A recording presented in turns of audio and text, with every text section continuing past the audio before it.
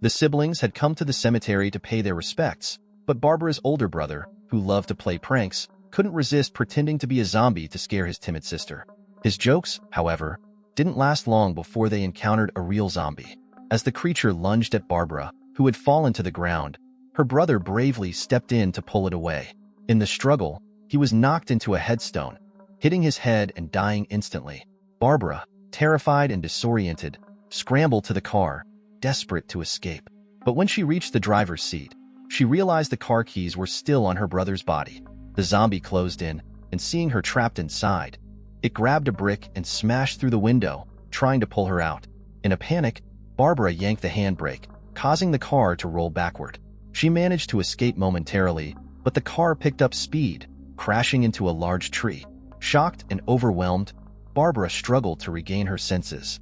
But the relentless zombie wasn't finished. It kept coming for her. With no other option, she bolted, running as fast as she could, until she finally stumbled upon a remote country house. Barbara pounded on the door frantically, but no one answered. Desperation overtook her, and she pushed the door open, only to find the house eerily empty. As she glanced around, she suddenly felt something drip onto her face. Looking up, her heart nearly stopped. Blood was seeping through the ceiling. Before she could process the horror, a massive hand burst through the ceiling, smashing into her face with brutal force. Stunned, Barbara barely had time to react when she noticed a grotesque 200-pound zombie lumbering down from the second floor. With a bone-crushing leap, the zombie aimed to land directly on her, but Barbara's quick reflexes saved her as she dodged out of the way just in time. The zombie hit the floor hard but soon rose again, undeterred. Barbara dashed towards the back door, only to find another zombie blocking her exit. Surrounded and with no escape, she bolted back through the front door, just as more zombies began closing in on her from outside. Hope seemed lost, but then, out of nowhere, a car came speeding towards her, plowing through the zombies in its path. The car screeched to a halt right in front of Barbara. The driver, a man named Ben, stepped out calmly, taking a long drag from his cigarette. "Do you have a gun?" he asked, his voice steady. Barbara, still in shock and trembling, couldn't find the words to answer. As the zombies closed in, Ben quickly pulled Barbara back into the house. Little did they know, danger was lurking inside as well. Just as they stepped through the door, a zombie appeared behind them. Ben, completely unfazed, turned around and delivered a powerful sidekick, sending the zombie flying 2 meters across the room. Without missing a beat, he grabbed a frying pan and struck the zombie with a lethal blow. Together, they cleared the house of the remaining zombies, but several more were still lingering outside. Not wanting to take any chances, Ben armed himself with a crowbar, stepped outside, and swiftly took down another zombie, then finished off one more lurking in the yard. Once he confirmed the area was safe, they both retreated back into the house. The car's gas tank was nearly empty, leaving them with no choice but to hunker down and wait for rescue. As for what had caused all this chaos, Ben wasn't entirely sure. He only knew that the dead were coming back to life, and anyone bitten by them would soon join their ranks as zombies. As night fell, Ben decided to search the second floor. To his surprise, he discovered a corpse, clutching a shotgun tightly in its hands. It seemed the person had chosen to end their life before turning into a zombie. Ben took the shotgun and continued his search upstairs when suddenly, he heard Barbara scream from downstairs. Rushing back, Ben found that it wasn't a zombie attack. It was a group of survivors emerging from the basement. They had been hiding down there all along, a total of 5 people. Ben thought that now, with more people, they could form a team and try to escape together. However, one of the survivors, a man named Harry, strongly disagreed. He believed the basement was the safest place and that staying there was the smartest move.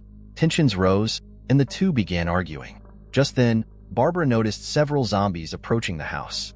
Harry insisted they should all retreat to the basement immediately for safety, but Ben was adamantly opposed. He believed that if the zombies broke in, hiding in the basement would be a death trap. Instead, he argued that their best chance was to fortify the doors and windows to keep the zombies out. Tom agreed with Ben's plan and called his girlfriend Judy to help, while Harry stubbornly insisted on staying in the basement. Even though his daughter was gravely ill, he preferred to wait for rescue. Meanwhile, Ben, Tom, Judy, and Barbara worked upstairs, boarding up doors and windows as the zombies outside drew closer. They used almost everything they could find, even dismantling doors to cover windows, but it still wasn't enough.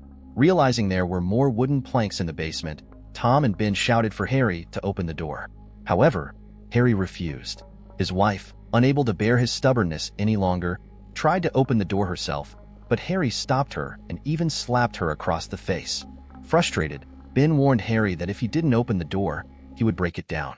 Panicked at the thought of violence, Harry quickly unlocked the door. As soon as it was open, Ben yanked Harry out, and Tom rushed into the basement to grab the wooden planks they needed. Ben and Tom began reinforcing the windows when disaster struck. One of the zombies managed to break through the wooden planks. Ben struggled to hold it back as Tom and Barbara rushed over to help. But as soon as they moved away from their positions, another set of planks behind them gave way. Tom quickly braced the back window, but Ben was losing his battle against the zombie at the front. Realizing the situation was slipping out of control, Ben let go of the planks. In a split second, Barbara grabbed the shotgun and shot the zombie dead, temporarily relieving the immediate threat. Despite their quick thinking, more zombies were closing in on the house. They continued fortifying the windows as best they could, but Barbara noticed something outside: the corpse of the gas station attendant. She realized that he might have the keys to the fuel pump. If they could get gas, they'd have a chance to escape by car. The group made a frantic search of the attendant's body, and just before the next wave of zombies arrived, they found the keys. Everyone retreated back into the house as Ben formulated a plan to get gas for the car. He told the others to stay inside while he, Tom, and Judy would head to the gas station. Just as Tom and Judy got into the car, a zombie broke through the door and charged into the house. Barbara quickly held the door shut to block the undead intruder. Seeing the situation, Ben rushed back to the house and pulled the zombie off the door, giving Barbara the chance to lock it again. However, when Ben turned back to rejoin Tom and Judy, he was met with a shocking sight. Judy had already driven off, completely forgetting about Ben, sped away confidently, even feeling a bit smug about her driving skills as she made her way toward the gas station. Fortunately, the gas station wasn't far from the house, and Tom and Judy quickly arrived at their destination. However, when Tom tried to unlock the gas cap, he realized that the key they found didn't fit. In a moment of sheer desperation, Tom came up with a reckless and shocking idea. By the time Ben arrived at the scene to stop him, it was too late. A deafening explosion ripped through the air as the gas station ignited in a massive fireball. In an instant, the flames consumed both Tom and Judy, reducing them to ashes. Their fates were sealed in a moment of reckless panic, and Ben could only stand there, frozen in shock. With the fuel plant in ruins, Ben had no choice but to return to the house. As he approached, Barbara fired shots to cover his retreat, unaware of the danger looming behind her. Harry, seeing his chance, quietly moved toward Barbara, plotting to steal her shotgun, and the two were soon locked in a fierce struggle for the weapon. Meanwhile, Harry's wife had already gone down to the basement, only to discover that their daughter was missing. As she frantically searched for her, the daughter suddenly appeared behind her. But to her horror, the girl had already turned into a zombie. It turned out she hadn't been sick. She had been bitten by a zombie earlier. Before Harry's wife could react, her daughter viciously attacked, killing her on the spot. Upstairs, Harry was still locked in a struggle with Barbara over the shotgun. He finally managed to wrestle the gun away, but in the chaos, a zombie grabbed hold of him. Harry fought desperately and barely managed to escape its grasp. Meanwhile, Ben had made it back to the house, and Barbara quickly opened the door to let him in. However, along with Ben came an undead police officer who had followed him. Without hesitation, Ben grabbed a wooden club and fiercely bludgeoned the zombie. Once it was down, he started scavenging the corpse for weapons. At that moment, Harry, intending to head to the basement, saw his zombified daughter coming up the stairs. Ben instantly sensed the danger and raised his gun to shoot, but before he could, Harry, acting on instinct, shot Ben in the shoulder. It was clear Harry still couldn't bring himself to harm his daughter, even in her monstrous state. As the zombie daughter lunged toward them, Barbara quickly raised her gun and, without hesitation, pulled the trigger, watching the zombie collapse in front of her. The sight of his daughter's second death drove Harry into a frenzy. In a blind rage, he turned the gun on Barbara. Just then, Ben, despite his injury, shot Harry, forcing him to retreat, wounded, upstairs. Ben wanted to press the attack, but Harry, with a desperate shot, hit Ben in the chest, severely wounding him and causing him to collapse. As Harry made his way into the attic, the zombies outside began pouring into the house. To avoid dragging Barbara down, Ben chose to stay behind and fight the zombies. Reluctantly, Barbara left, and the horde of zombies quickly poured into the room. Ben, battered and wounded, eventually found refuge in the basement. There, he turned on the radio and heard the news report. The dead come back as zombies. Realizing his fate was sealed, Ben could only let out a resigned chuckle. Meanwhile, Barbara stumbled upon a car and, just as she was about to drive away, gunfire erupted nearby.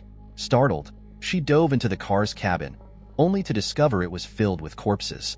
The shooter heard her screams from inside the vehicle and quickly approached. When he saw that Barbara was just another survivor, they both lowered their weapons.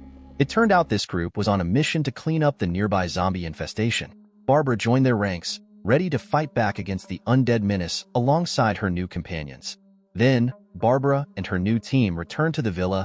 When they opened the basement door, Ben had turned into a zombie. Without hesitation, one of the teammates took aim and shot him, putting an end to his suffering. Just then, Harry appeared behind Barbara. The sight of the traitor ignited a wave of fury within her. Without a second thought, she raised her gun and fired at Harry. The gunshot drew the attention of the other teammates, who rushed to the scene. They found Barbara standing calmly, and with a cold expression, she declared, "There's another one for the fire." In the story's final moments, the survivors gathered all the zombie bodies and piled them up, setting them ablaze. Yet, despite the flames consuming the undead, an unsettling feeling lingered in their hearts. The true cause behind the resurrection of the dead remained an unsolved mystery,